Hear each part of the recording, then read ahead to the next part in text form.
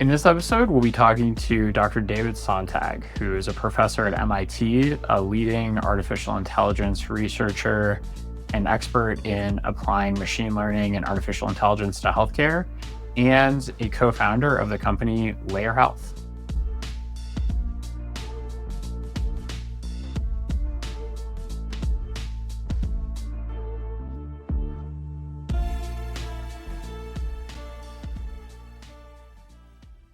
David, thanks for joining us on High Dimensional. Thank you.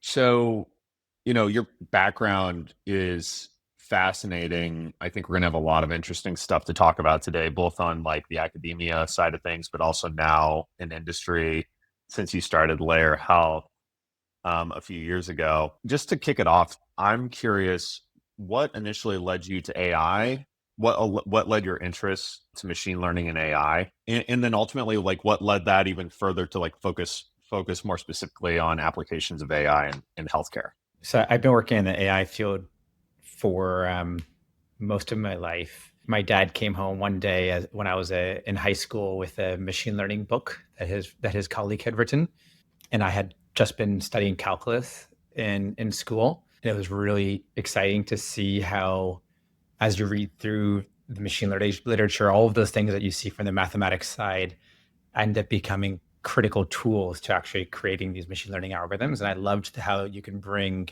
things that I was good at from the machine learning, from the programming and math side, together with things that have really big societal impact. That caught my interest.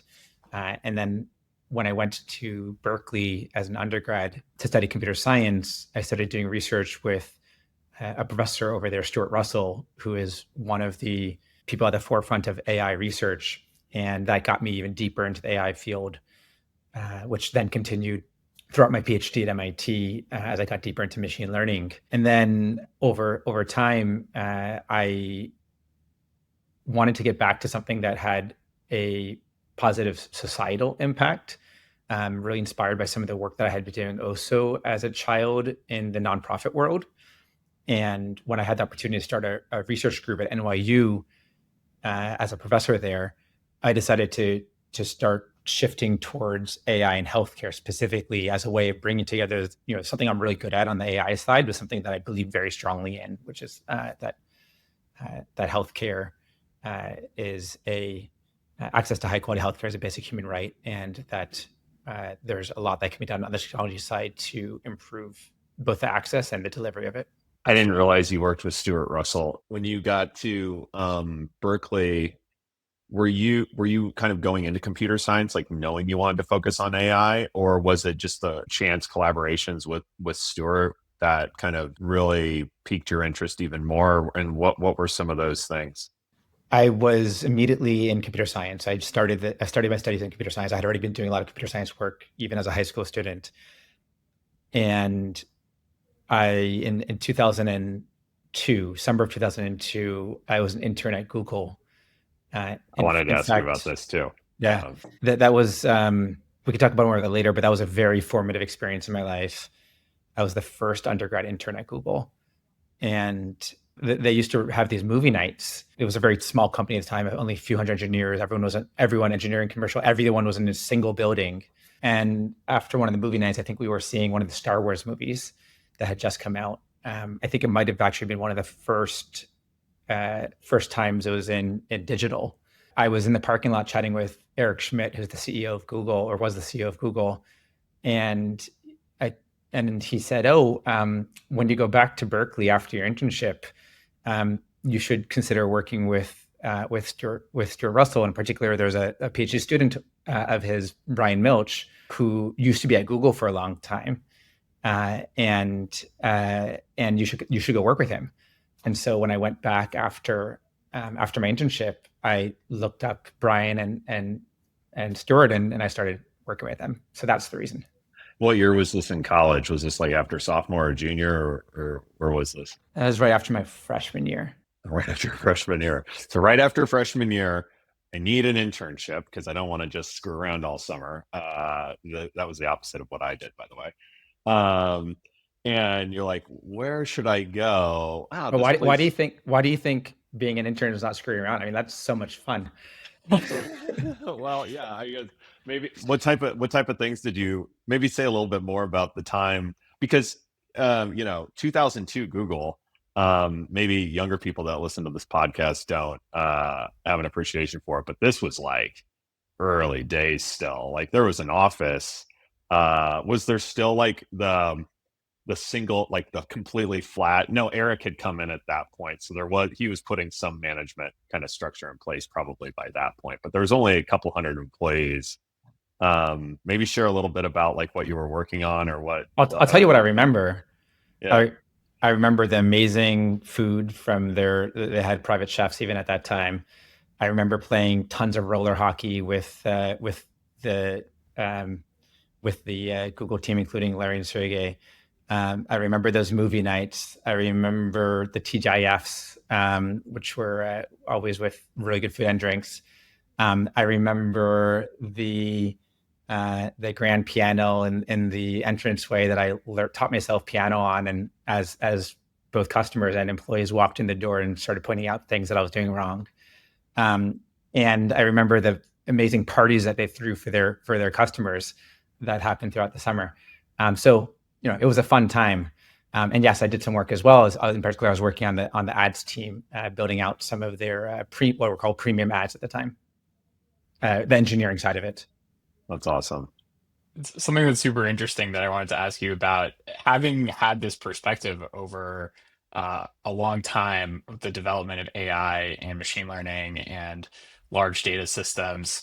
Um, uh, what was it like working on these things before they were the front page news of like every newspaper? And like from my brief research or understanding, particularly, neural networks and then also language models were like sort of, to my understanding, kind of not super mainstream areas of focus for a long time. So like, what was it like? How has it been with that like huge explosion, and specifically with reference to deep learning and then LLMs? So you see it both in the consumer world and in the health world. Uh, in the consumer world, what we were all excited about in the on from academia was that machine learning was permeating so many different products. And we might look at it now and say, "Oh, that was little," but it was actually pretty big, right? You look at things like Siri, that launched with speech recognition that actually worked. Um, you look at even what might look like little things like spell correction in Google or improved ranking algorithms, all of which were machine learning based. Product recommendations in Amazon that were and Netflix movie recommendations. All of these were with state-of-the-art machine learning algorithms behind them and were affecting every single aspect of our lives. So with that as the backdrop, right? Yes, we're in an exciting time now, but it's actually we've been seeing these series of really interesting launches that have been changing our lives, even if the non-technical consumers may not be recognizing that machine learning was actually behind the scenes.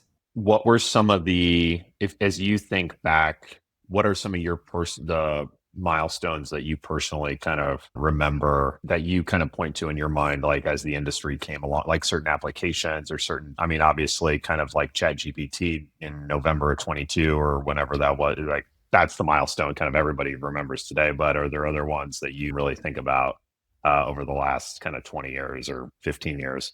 One thing that really stood out to me was when IBM won the game of Jeopardy with AI. This was maybe about 2010, give or take a couple of years. I don't remember exactly when. And what I took home from that were two things. First, from a technology side, the technology was, as I understood it, relatively straightforward use of what we knew how to do in the AI field from an academic perspective. But the team, the way that IBM put together a team of really strong engineering, dedicated resources to work on these problems with a focus to reach this major milestone of AI being able to compete at this question answering game, exceeding human level performance, that was deeply inspiring to me. And it was an example of where I saw really some of the limits of what I could do in academia versus what I could do in industry. Because, to reach that type of milestone required a sustained investment that took more than a year of not just researchers, but also engineers, not just individual, people working on a thesis by themselves, but a team of people to achieve that milestone. And what really drives me has always been building a shipping product, even in the academic world. And so being able to see how one could put together teams and achieve something greater as a team than you could as an individual really affected my thinking. And would you say that's still similar today in the kind of Gen AI? Like, there's lots of engineering that you have to do around the model. That was the case back then. That still remains the case today. Or what's changed? At the end of the day, the underlying AI, whether it is a call to a LLM API or whether it is something that's more complex from a machine learning perspective, it is only one small piece of a product, and everything else that goes around it is what makes it complete and enables you to have the impact that you want to have. And where were you in your career when the IBM Jeopardy kind of moment happened? It was either right at the end of my PhD or right when I was starting as faculty, somewhere in there. I can't remember exactly the year. And then after you take us through maybe your after you finished your PhD, which was at MIT, correct? Take us through a little bit kind of the journey then after that of what you were doing and maybe how it started to get more healthcare specific thereafter. So my PhD was on inference.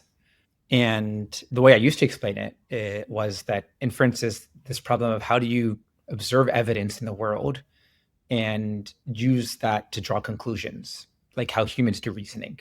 You can imagine seeing that it is raining in New York City today and the wind is blowing north and ask, okay, where is it going to be raining? And, when is it going to be raining in Boston? Or, you push a chair and you're looking at that chair.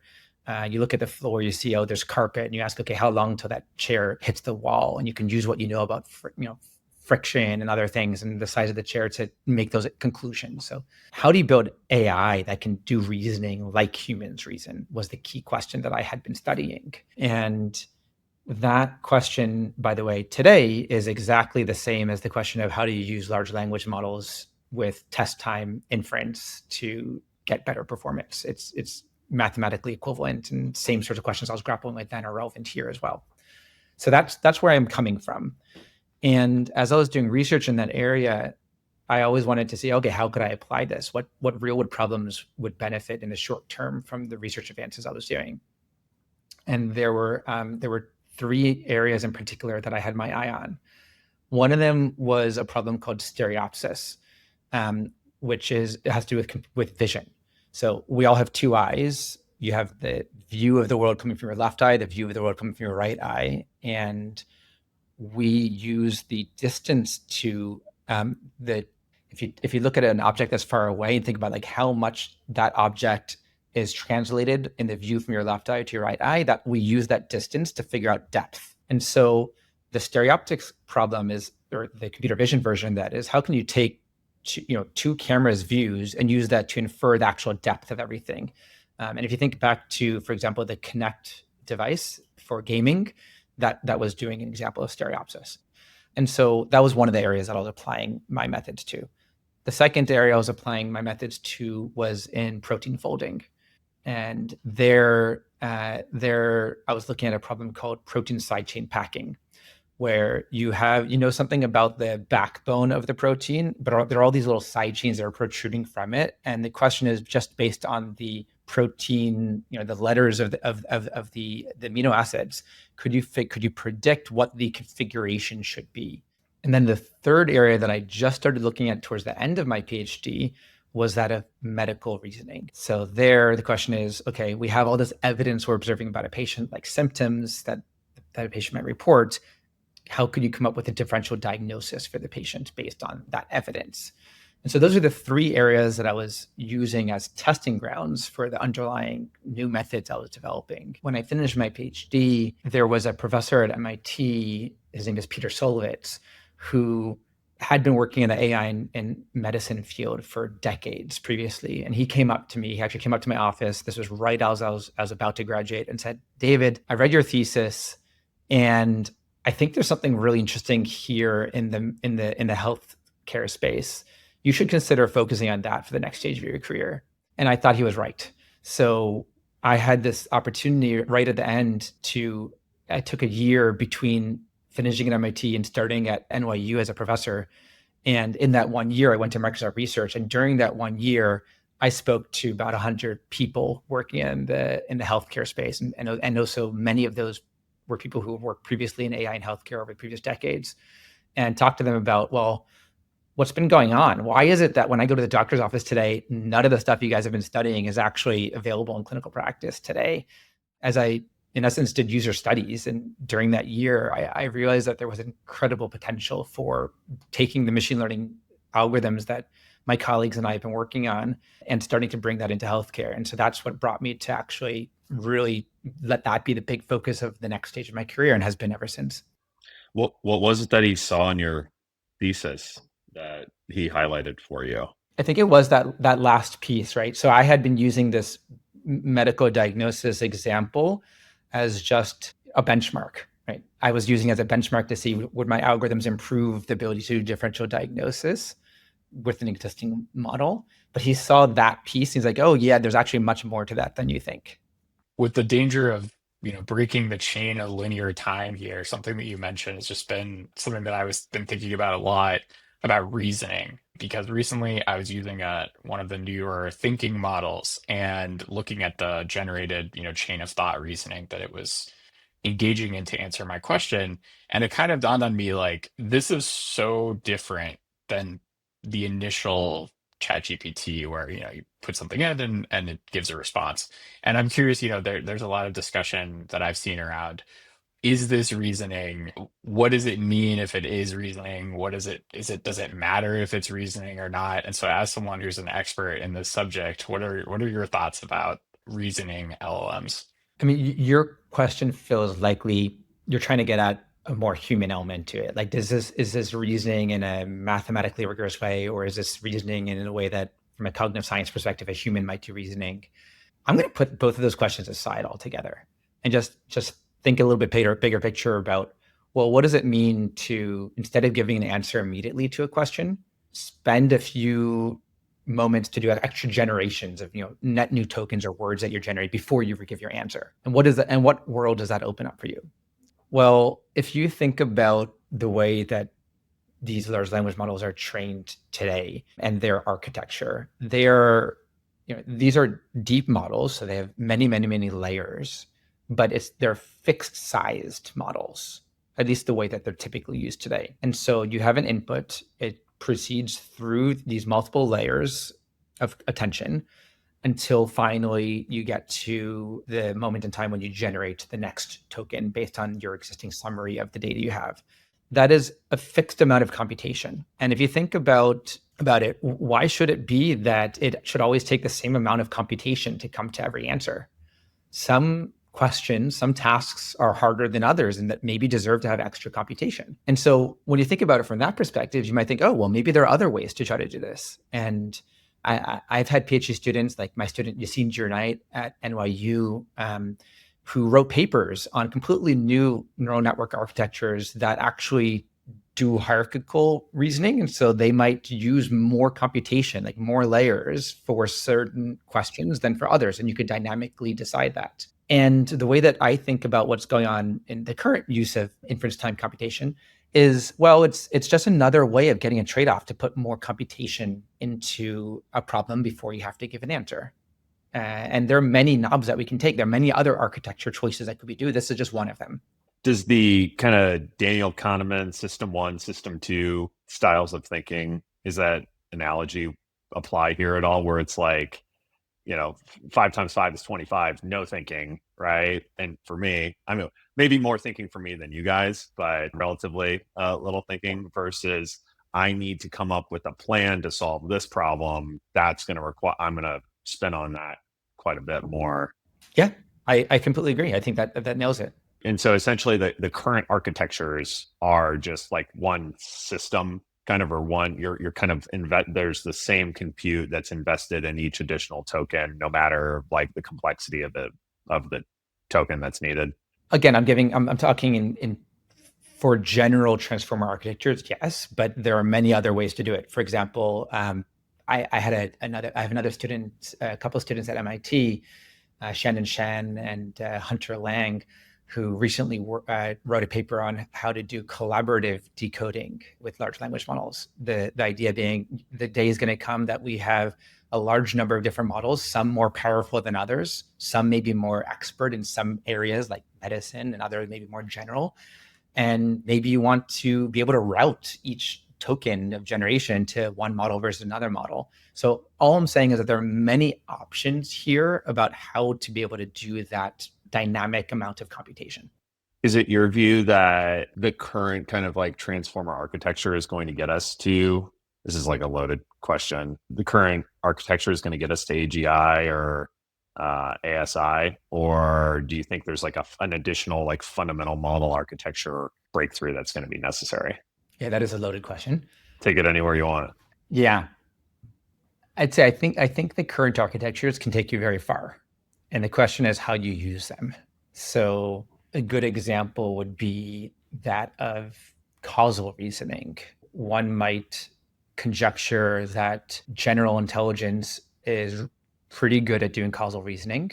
And one might then ask, well, how would you bring that capability into today's models? I could see arguments being made that, oh, today's models are not symbolic in nature, and thus, and they're not designed in a way to be able to do the type of causal reasoning that one might need to be able to do to have that, to achieve that level of intelligence. But I think there are strong arguments against that perspective, in that one could use today's models to simulate something that looks a lot like that symbolic reasoning that would enable drawing causal conclusions. That is to say, I think that one can go very far with today's transformer architectures, and that there are going to be many other innovations that are going to have to happen on top of them, but they could be part of the story. Given sort of like if we think about doing work within models themselves, training the model differently, using different architectures versus different ways of giving context to the model, like, different RAG or whatever method you want to give context to the model versus building applications around the models. Which do you see as like the biggest greenfield or area that yields is the most underdeveloped right now, or the most like opportunity lies? Just to make sure I understand the choices. One of the choices was improving the context you provide to the model. The second one is applications around it. What was the third? So one would be just like the models themselves, training different models, changing the configuration of the models, Got it. context, applications. I think there's greenfield in all of these. Improving the models, it depends on for what purpose. In healthcare, in particular, Layer Health is very focused on chart review. And there we want to have unimpeachable performance across a wide range of clinical domains where you need to ask very clinically subtle, complex questions about patients. And you want it to just work, exceeding human level performance the first time you try. And to get to that, I do think more investment is needed on both on the model side, and in particular the way that you use models. On the context side, there are obvious things to do. RAG has very big limitations. There are ways to improve RAG. There are alternatives to RAG. At Layer Health, that's something that we spent a lot of time thinking about in our early days, and we have good approaches to tackle that I won't speak about here, but let's just say those are relatively solved from my perspective. And then on the applications side, I think there's a tremendous amount of work to be done. So at the end of the day, how one brings AI into healthcare is very much a human problem, because at the end of the day, these are patients that we are caring for. These are human patients. They deserve a human touch. And every aspect of healthcare involves very complex workflows that need to be designed for whether you're building with AI or just other technology. The way that you bring that technology into the clinical workflow is the key determinant for whether it's adopted or not. And that's where I think a ton of attention still needs to be focused as one brings AI into healthcare. Speaking of that clinical adoption of technology, I think that a sentiment that I often encountered, mostly from folks on the tech side in my career, has been that healthcare is like behind, that healthcare has been slower than other sectors to adopt a number of these technologies. And it's easy to see certain ways in which that might be true, that you don't often encounter fax machines in other domains, for example. But do you believe that that is a fair characterization of where we've been at with healthcare and the adoption of AI, the adoption of other advanced tools, or do you have a different view of kind of the adoption path in healthcare versus other sectors? I think healthcare is absolutely behind many other consumer-facing sectors in adoption of machine learning and AI. I think that's for very good reason, given the complexities of healthcare and the mission-critical life and death situation that you're always faced with in healthcare.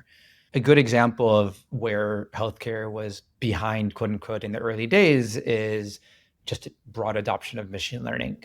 You saw, I alluded to how machine learning was used throughout things like web search, ranking of movie recommendations of products to buy on Amazon, right? That's been well over a decade in the making. And those machine learning algorithms or things of that kind, which could be very impactful in healthcare, have still not made their way into any production provider siding face of healthcare.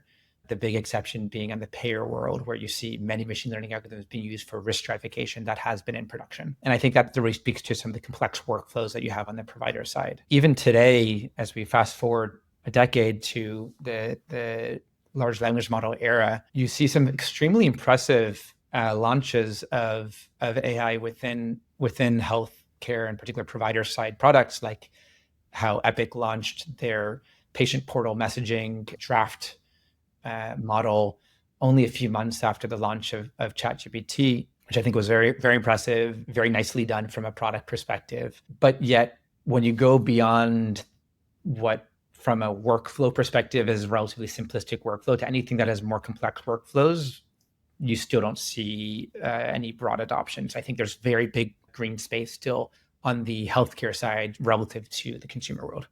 Take us through your time in academia up to the founding point of Layer Health.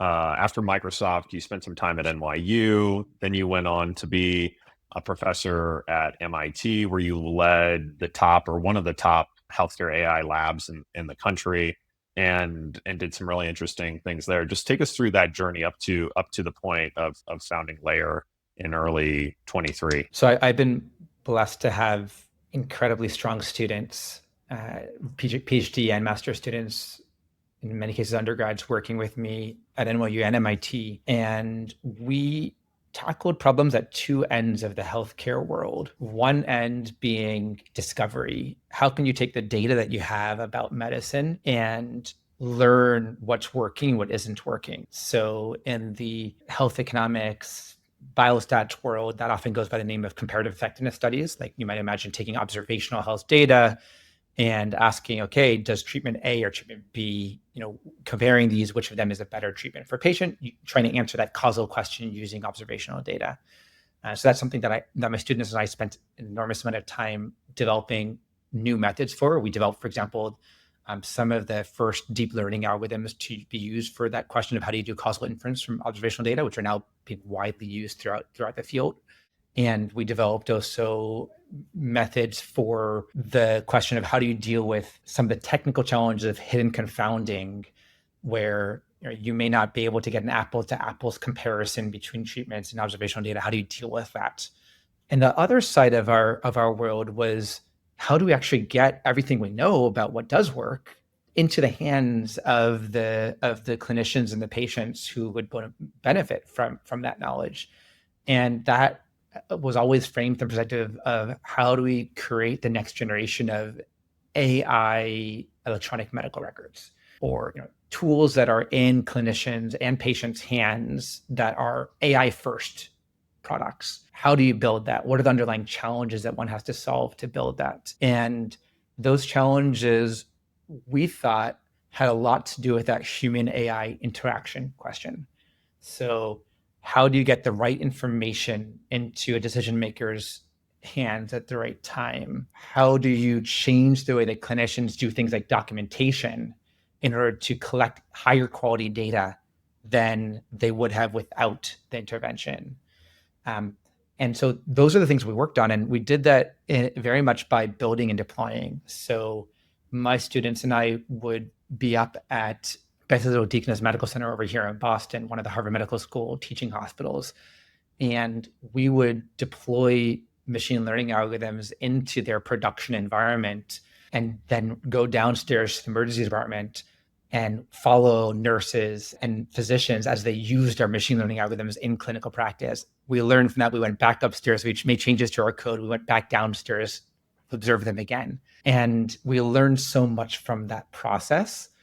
And we learned about things that weren't impactful. We learned about a lot of things that were impactful. So one example of one of the research projects we were doing was redesigning the notepad that clinicians were using to document in. And this obviously touches a lot on things like ambient documentation, which is a big part of how we think about AI in healthcare opportunity today. What we were looking at there wasn't speech-based data entry, but just text-based data entry. So maybe outside of the setting of a patient-provider conversation, just you have a provider documenting in the electronic medical record itself. We developed machine learning algorithms that would take everything you know about the patient prior to that visit, and then, of course, everything that's been documented up until this current keystroke, and use that to predict number one, what is a clinician about to document next? And then number two, what is it they should be documenting next?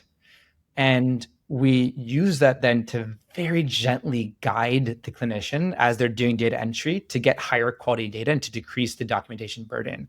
So we would do auto suggest, very similar if you're doing a text message and your phone suggests the next word or next series of words. We did the same thing based on machine learning models to do that prediction. It was all running in real time within the EMR. And the auto suggest notably wasn't just, to the clinician, it looked like just text, but behind the scenes, it was actually structured data. So we were automatically normalizing the some of the data that would be entered. So it would be free text, but part of the strings that would be entered would actually be normalized, so that we could get really high quality structured data at the same time as documentation. And you could also start to starting to nudge doctors in the right way. So imagine that you're an oncologist and you're writing that you're changing a patient from treatment A to treatment B. You could then imagine that the model would output parentheses, reason for treatment discontinuation, : and the doctor only has to say, toxicity to blah, keep typing. So in these you want to be in the workflow. You don't want to have a bunch of drop downs. So let them type like the doctors like to type, but very gently nudge them to get higher quality data out of it. So these are the types of things that we were thinking about, and we wrote papers on, and we deployed into production. And it so happens that team that built that product that I just described there, the academic product, is the team that founded Layer Health. That's awesome. And the timing of the founding of Layer is like very, it's essentially like 2 months after the Chat GPT moment. So when you hear people from OpenAI talk about that moment, kind of November 2022, like they had known for some time that the technology was capable of this. Was that the case for you? You all did as well, right? So that's why the timing was so kind of close together then. Yeah, that's no coincidence. We had been at MIT, in my research group, we had been doing research on large language models in healthcare for at least 2 years prior to that time. And my colleagues at OpenAI, some of whom I did research with when I was in grad school back in the day, they were very kind to give my lab very early access to some of their models. Of course, there were other models that were think about, these are like GPT-3 era. There were other models that we were learning in-house at MIT as well. And we wrote, one of my students, Monica Agrawal, wrote the first paper anywhere showing how large language models would be incredibly impactful in healthcare. So the first paper on using LLMs for clinical information extraction.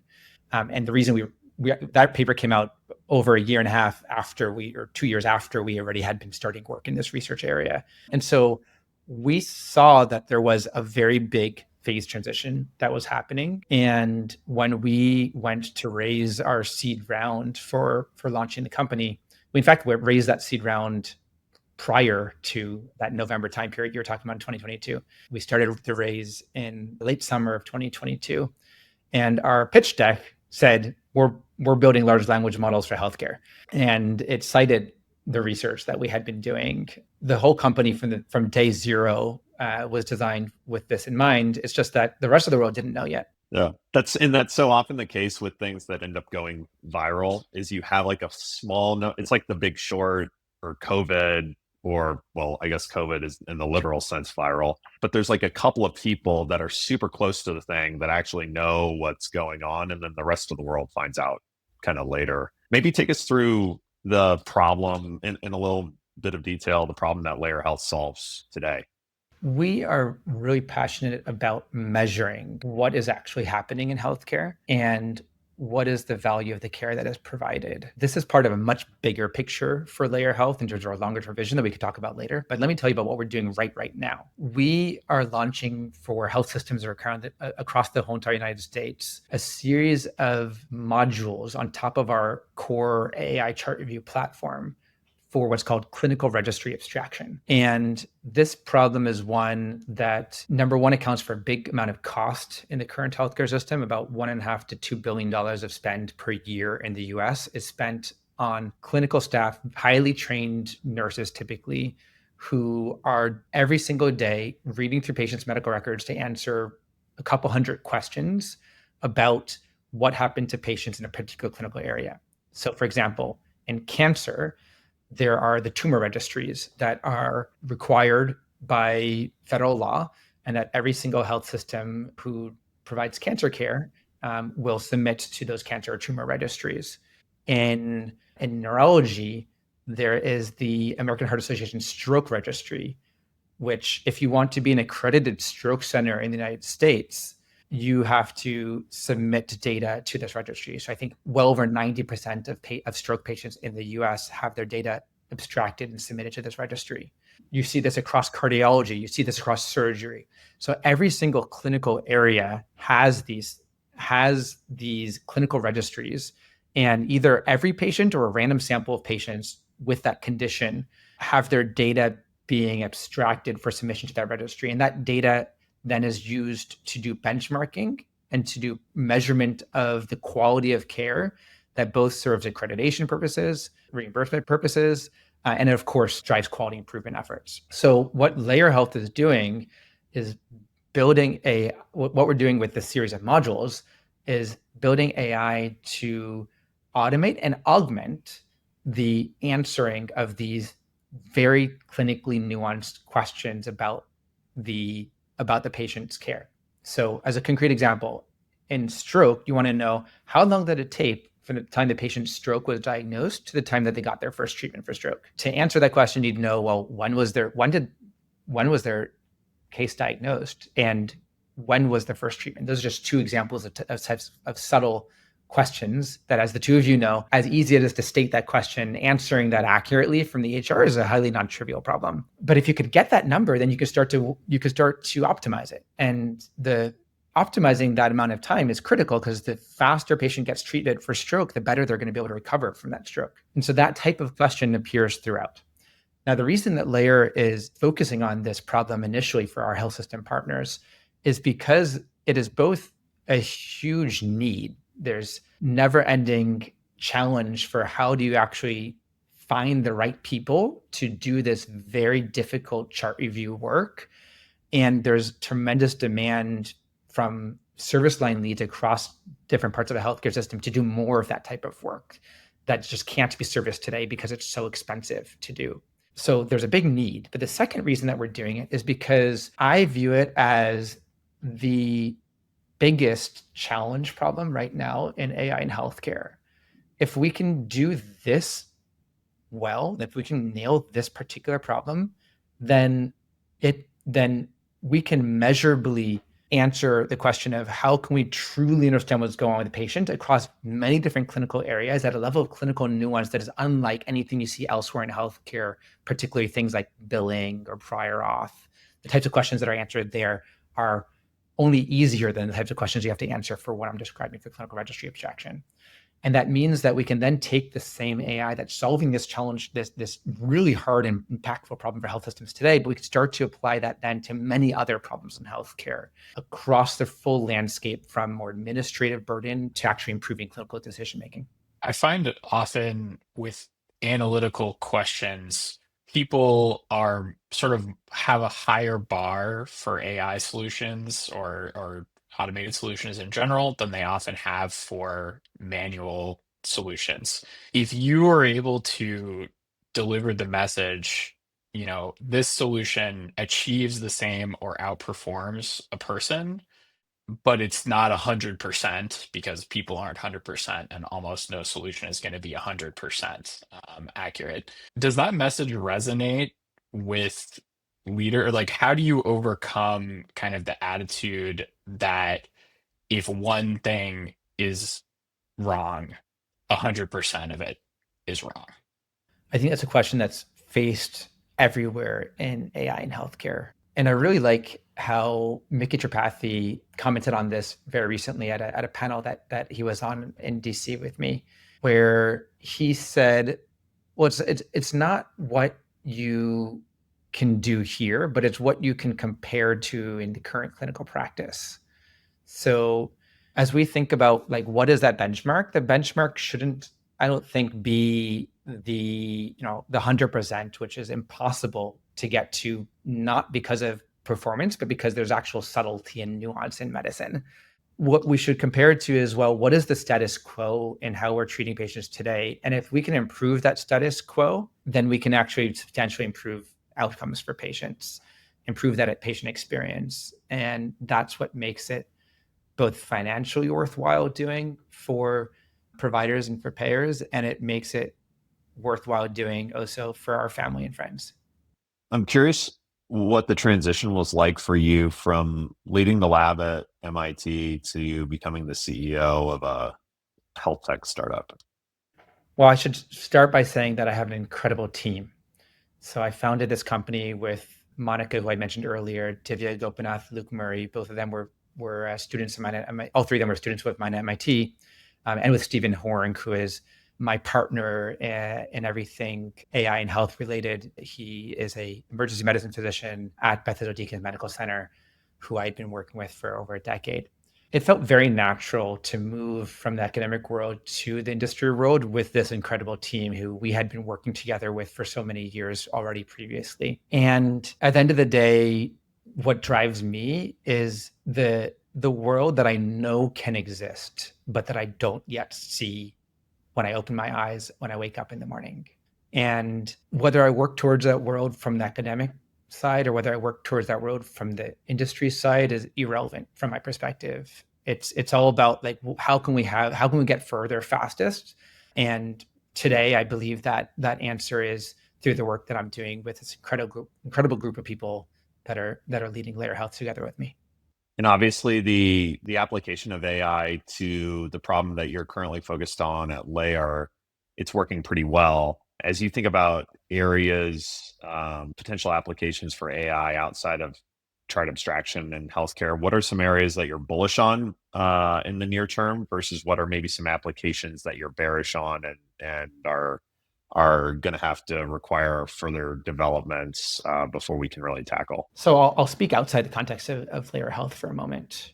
I think the time is right now to start to bring AI directly to patients' fingertips. We saw this in work that we were doing at MIT, where we developed large language models based methods for helping patients understand their clinical notes. Imagine a breast cancer patient who's recently diagnosed with breast cancer coming home from a visit and wanting to know what the heck just happened. What do I do next? You can imagine using a large language model or series of models to translate that note into consumer vocabulary, to automatically produce a question and answer for them, to help them figure out what their next set of actions should be and what their treatment options can be, and to open up a very strong dialogue with their physicians in a way which is respectful of all parties.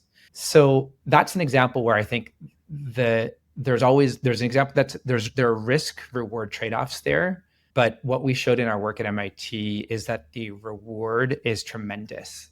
One can substantially move the needle in patients' understanding of their next steps, and we can substantially reduce anxiety from recent diagnosis through this type of augmentation, AI-based augmentation. And so I think a lot of care has to be done to develop to bring such a product to market. I think there's a lot of challenges to doing so from a commercial perspective. Layer, to be clear, is not working in that direction today, but it's something that I think is ready to bring to market. I hope that we do see it in the coming years. A second example, to turn the corner a little bit, where I had been working in for many years, has always been on clinical decision support. And how can you imagine guiding clinicians to what is the right cancer treatment for this patient? What is the right antibiotic for this patient who has a urinary tract infection, and so on? And that's an area where I think we're close to ready, but there still needs to be a lot of development around what is the right user experience and what are the right checks and balances to put in place there. And so that I view as sort of the next frontier. Work has to be done, but the work that Layer Health is doing right now on the clinical registry side actually thinks it sets us up very well for that type of future. That's awesome. Well, David, we probably got to leave it there, but thanks so much for coming on the pod. It's been great to have you. I guess before we jump, where can people find you? What's the best way to get in touch? So please go to layerhealth.com. You can reach out to me also on LinkedIn or by email to david@layerhealth.com. We are hiring in many different roles, from engineering to product to informatics. And I would love to chat with people and learn about what they're thinking about in this front. That's awesome. Well, thank you so much for your time. Really appreciate you taking the time today, and thanks for coming on. Thank you both for having me. And I've been loving listening to this podcast so far. I can't wait to hear the next several episodes. You're our most engaged listener, I can guarantee. All right. We'll Much see you guys. appreciated. Bye, guys.